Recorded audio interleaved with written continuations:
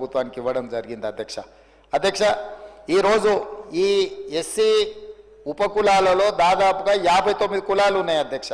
ఈ 59 కులాలకు సంబంధించి ప్రభుత్వ రంగ సంస్థలలో వాళ్ళు చేస్తున్న ఉద్యోగాలు కానీ, విద్యా అవకాశాలు కానీ, రాజకీయ అవకాశాలు కానీ, గ్రాంట్ అండ్ ఎయిడ్ సంస్థల నుంచి కూడా కమిషన్ సమాచారం సేకరించింది అధ్యక్ష. వీటన్నిటిని దృష్టిలో పెట్టుకొని జస్టిస్ షమీమ్ అఖ్తర్ కమిషన్ తన నివేదికను 2025 ఫిబ్రవరి 3వ తారీఖున ఈ మంత్రివర్గ ఉపసంఘానికి సమర్పించింది అధ్యక్ష. 4 తారీఖు రోజు ఎంబడే మంత్రివర్గాన్ని ఏర్పాటు చేసి వారిచ్చిన కమిషన్ యొక్క సూచనలను తూచా తప్పకుండా ఆమోదించడం జరిగింది అధ్యక్ష. ఎక్కడ కూడా మనం కమిషన్ రికమెండేషన్స్ నుంచి డీవియేట్ చేయలేదు అధ్యక్ష. ఎందుకంటే 7 న్యాయమూర్తుల ధర్మాసనం ఇచ్చిన జడ్జిమెంట్ నేపథ్యంలో మంత్రివర్గ ఉపసంఘాన్ని ఏర్పాటు చేసి మంత్రివర్గ ఉపసంఘం 6 సార్లు సమావేశాన్ని చేసి అధికారులతో న్యాయ నిపుణులతో చర్చించి 1 మ్యాన్ కమిషన్ అపాయింట్ చేసిన 1 మ్యాన్ కమిషను వివిధ జిల్లాలు, వివిధ ప్రాంతాలు, వివిధ స్టేక్ హోల్డర్స్ని అందరితో మాట్లాడి వాళ్ళు ఇచ్చిన నివేదికలు కానీ 8681 రిప్రజెంటేషన్స్ని అన్నిటిని కూడా తీసుకొని క్రోడీకరించి చట్టపరిధిలో వారు చేయగలిగిన అన్ని అంశాలను పరిగణలోకి తీసుకొని వాళ్ళు ఒక నిర్ణయం తీసుకున్నారు అధ్యక్ష. దాని ప్రకారం 59 ఎస్సీ కులాలను 3 గ్రూపులుగా విభజించడం జరిగింది అధ్యక్ష. గ్రూప్ 1 కింద 15 ఉపకులాలను తీసుకొని వాళ్ళకు 1% సామాజికంగా, విద్యాపరంగా, ఆర్థికంగా పూర్తిగా వెనుకబడిన వర్గాలను గ్రూప్ 1 కింద తీసుకున్నాడు అధ్యక్ష. 1% రిజర్వేషన్ వాళ్ళకి ఇవ్వడం జరిగింది అధ్యక్ష. అదేవిధంగా గ్రూప్ 2 మధ్యస్థంగా లబ్ధి పొందిన ఎస్సీ కులాలు, మోడరేట్ బెనిఫిషియర్స్, వాళ్ళను 18 కులాలు ఉన్నాయి అధ్యక్ష. అందులో 9% రిజర్వేషన్లు వాళ్ళకు ఇచ్చిండ్రు అధ్యక్ష. అదేవిధంగా గ్రూప్ 3 అధ్యక్ష గణనీయంగా లబ్ధి పొందిన అంటే కొంచెం సిగ్నిఫికెంట్గా బెనిఫిట్ పొందిన వర్గాలు 26 కులాలు ఉన్నాయి అధ్యక్ష. వాళ్ళకు 5% రిజర్వేషన్.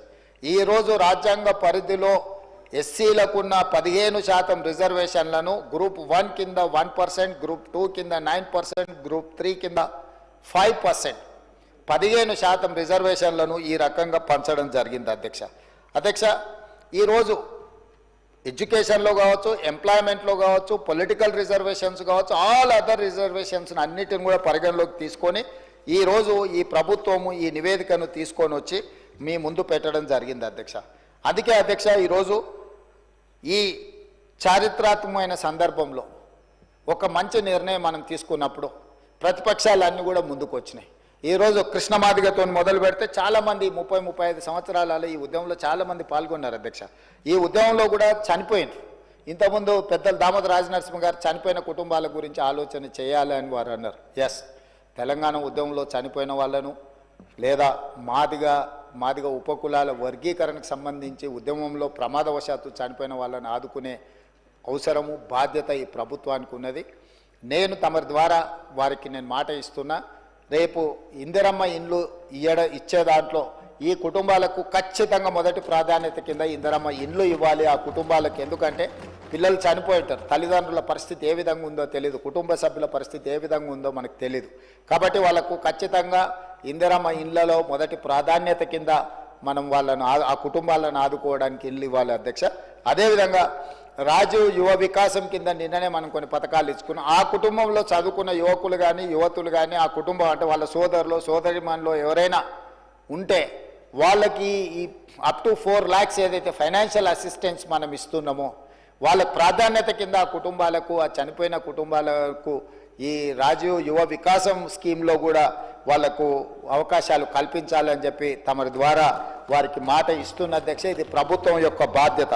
ఎందుకంటే ఒక ఉద్యమం జరిగినప్పుడు, ఒక పోరాటం జరిగినప్పుడు ఎవరైతే ప్రాణాలు కోల్పోయినరో ఆ కుటుంబాలను ఆదుకోవాల్సిన బాధ్యత మన అందరి మీద ఉన్నది అధ్యక్ష.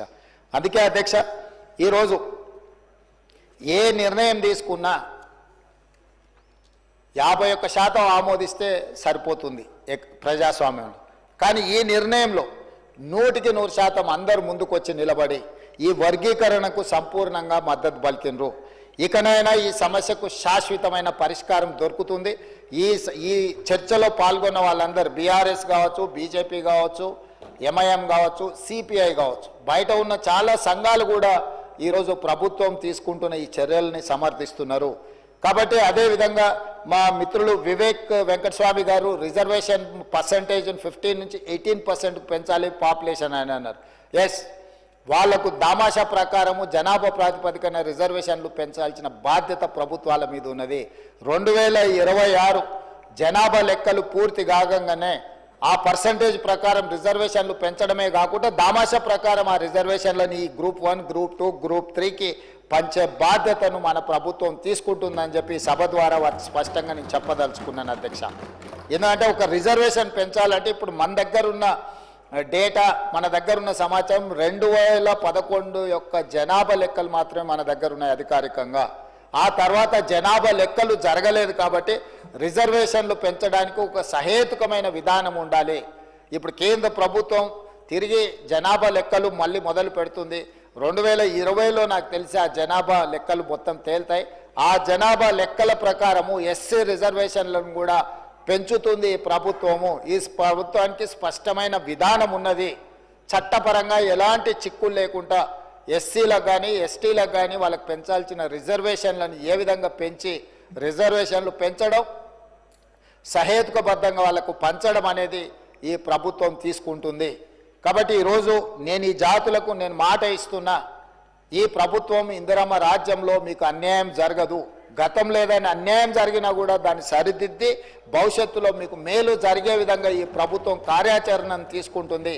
అమలు చేసే విధానంలో కూడా పారదర్శకత పాటిస్తాము. ప్రతిపక్షాలను అన్నిటిని కూడా కలుపుకొని ఇట్లాంటి విషయాలలో బేసజాలకు పోకుండా అందరినీ సంప్రదించి అందరి అభిప్రాయం తీసుకొని ముందుకెళ్లే విధానాన్ని మా ప్రభుత్వము అవలంబిస్తుంది. ఈరోజు సహకరించిన ప్రతిపక్షాలకు అందరికీ, సభలో చర్చలో పాల్గొన్న సభ్యులందరిని కూడా మరొకసారి మనస్ఫూర్తిగా అభినందిస్తూ ఈ బిల్లును ఏకగ్రీవంగా ఆమోదించినందుకు తమరికి, సభ్యులందరికీ కూడా